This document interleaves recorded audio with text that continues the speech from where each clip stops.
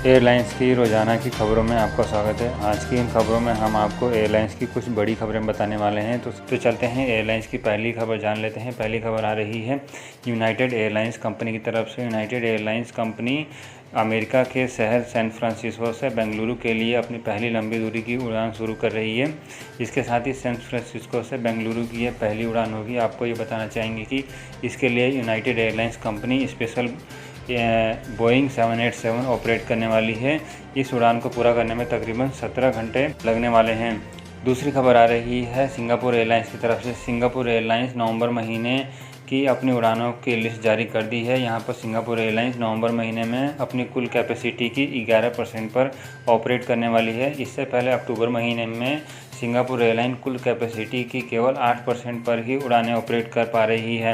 अगली बड़ी खबर आ रही है कतर एयरवेज की तरफ से। कतर एयरवेज अपने सभी पैसेंजर्स को ये वादा कर रही है कि उनको फ़्लाइट के दौरान सुपर वाईफाई की सर्विस मिलेगी, जिसमें बिजनेसमैन अपना काम कर सकते हैं। साथ ही साथ दूसरे यात्री ऑनलाइन मूवी और बाकी के सभी चीज़ें इंटरनेट पर देख सकते हैं।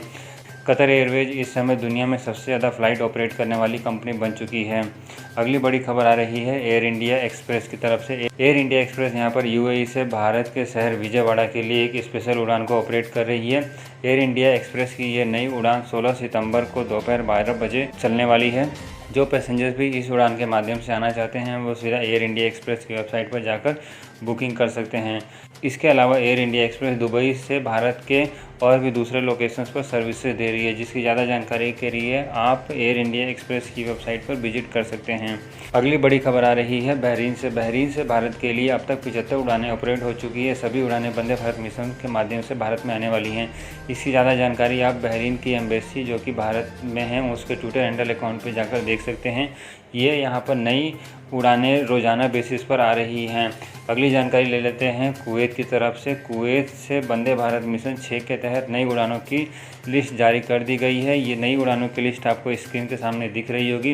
ये सभी उड़ानें 10 सितंबर से लेकर 30 सितंबर के बीच में भारत में आने वाली हैं। फ्रेंड्स, कुवैत और भारत के बीच में पहले से ही एयर बबल्स एग्रीमेंट साइन किया हुआ है। यदि आप कुवैत से भारत में आना चाहते हैं तो आपको एम्बेसी में रजिस्ट्रेशन किए बिना ही आप सीधे एयरलाइंस कंपनी से टिकट खरीद के भारत में आ सकते हैं।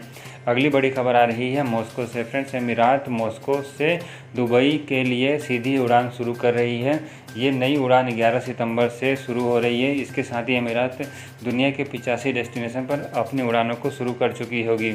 अगली बड़ी खबर की तरफ चलते हैं जो कि एयर इंडिया की तरफ से आ रही है। एयर इंडिया कोलकाता से लंदन की डायरेक्ट उड़ानों की टिकट की बुकिंग शुरू कर चुकी है। एयर इंडिया इससे पहले भारत के सभी शहरों से उड़ानें शुरू कर चुकी थी, लेकिन कोलकाता एयरपोर्ट से अंतर्राष्ट्रीय उड़ानें अब तक शुरू नहीं हो पाई थी। लेकिन फ्रेंड्स, अब कोलकाता एयरपोर्ट से भी अक्टूबर महीने में उड़ानों को शुरू किया जा रहा है। आज के वीडियो ख़त्म करने से पहले एक जरूरी सूचना। नई जानकारी के अनुसार उड़ीसा, केरल और कर्नाटक के राज्यों के नए क्वारंटाइन के नियम के तहत वहां पर सभी अंतर्राष्ट्रीय पैसेंजर्स को कंपलसरी होम क्वारंटाइन दिया जा रहा है।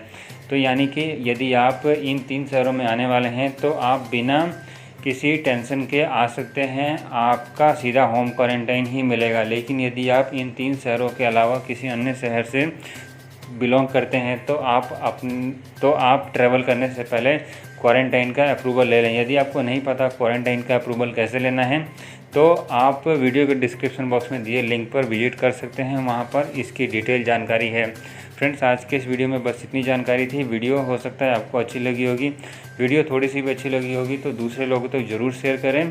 और चैनल को यदि आपने अभी तक सब्सक्राइब नहीं किया है तो सब्सक्राइब करने के साथ साथ बेल आइकन को ज़रूर दबाएँ ताकि आपको हमारी लेटेस्ट वीडियो नोटिफिकेशन के जरिए मिल सके।